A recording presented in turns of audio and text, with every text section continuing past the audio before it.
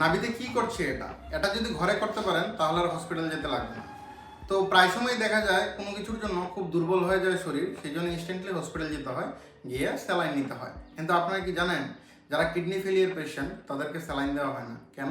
স্যালাইনের মধ্যে কি থাকে? স্যালাইনের মধ্যে সোডিয়াম ক্লোরাইড, লবণ থাকে। সেই লবণটা গিয়ে ডাইরেক্ট কিডনিতে মিশে কিডনির প্রচণ্ড ক্ষতি করে।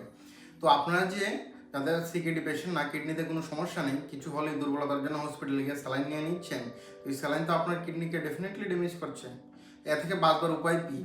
বা হসপিটালে গেলেই তো খরচা, যতই সরকারি হসপিটাল আসা যাওয়া থাকা কাজকর্ম বন্ধ, বিভিন্ন ধরনের খরচা তো হয়ে থাকে। এর থেকে বাঁচার উপায়টা কি সেটাই বলে দিচ্ছি। তো দেখতে পাচ্ছেন ভালো থেকে ভিডিওতে, এটা হচ্ছে গিয়ে নাভিতে যেটা আমরা দিয়েছি সেটা হচ্ছে ক্রিস্টাল, সেটা আপনাদের লাগবে না। ঘরোয়া লবণ, যে লবণটাই খান সেটা নাভিতে ভর্তি করে দেবেন। আর যেটা মোটা একটা স্টিক নিয়েছি, এরকম মোটা কিছু নিয়ে হিট দেবেন, ডাইরেক্ট আগুনের না, যে কয়লাটা আছে তার গরম, ভালো গরম হতে হবে।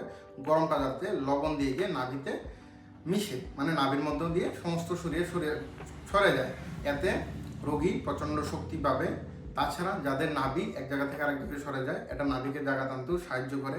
কতদিন অবধি করতে পারেন? হাইয়েস্টলি 20 দিন অবধি করতে পারেন, দিনে একবার থেকে দুবার, কোনো সমস্যা নেই, কোনো সাইড এফেক্ট নেই।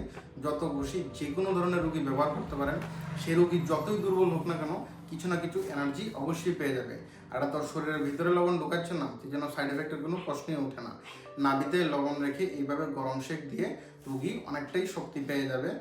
তো এই ধরনের সমস্যা থাকলে পরে নাভিতে লবণ সেক অবশ্যই দেবেন, কোনো ক্ষতি নেই।